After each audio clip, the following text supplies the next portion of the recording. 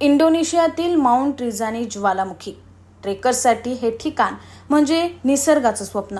पण हेच स्वप्न एका ब्राझिलियन युवतीसाठी शेवटचं स्वप्न ठरलं. 26 वर्षीय जुलियाना मारिन्स ब्राझीलच्या निटेरॉय शहरातून आलेली आणि एक साहसी प्रवासी. आग्नेय आशियाच्या बॅकपॅकिंग ट्रिपवर निघालेली ही युवती शेवटचा थांबा होता माउंट रिझानी ज्वालामुखी.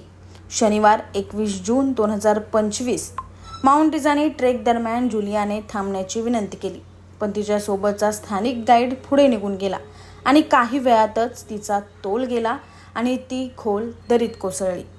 सोमवारी 23 जून रोजी ड्रोनच्या माध्यमातून ती जिवंत असल्याचं आढळलं.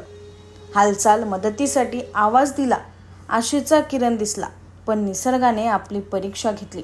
खराब हवामान, सततचं धुकं आणि मऊ वाळू सदृश्य जमीन तिला बाहेर काढणं अधिकाधिक अशक्य होत गेलं. तिची बहीण मारियाना म्हणते, गाईड तिला एकटीला सोडून गेला. वेळेत परत आला असता तर ही वेळ आली नसती. 6 बचाव पथके, 2 हेलिकॉप्टर, औद्योगिक ड्रिल्स, प्रयत्न कमी पडले नाहीत. पण 24 जून 2025 रोजी तिचा मृतदेह त्या खड्ड्यातच सापडला. ही तिथे पूर्णपणे अडकली होती. अन्न, पाणी किंवा गरम कपड्याशिवाय. तरीही 3 दिवस ती लढत होती आणि शेवटी थकून गेली. ब्राझील सरकारने अधिकृतरित्या तिच्या मृत्यूची घोषणा केली आणि जगभरातून तिच्या आठवणींना श्रद्धांजली वाहण्यात आली.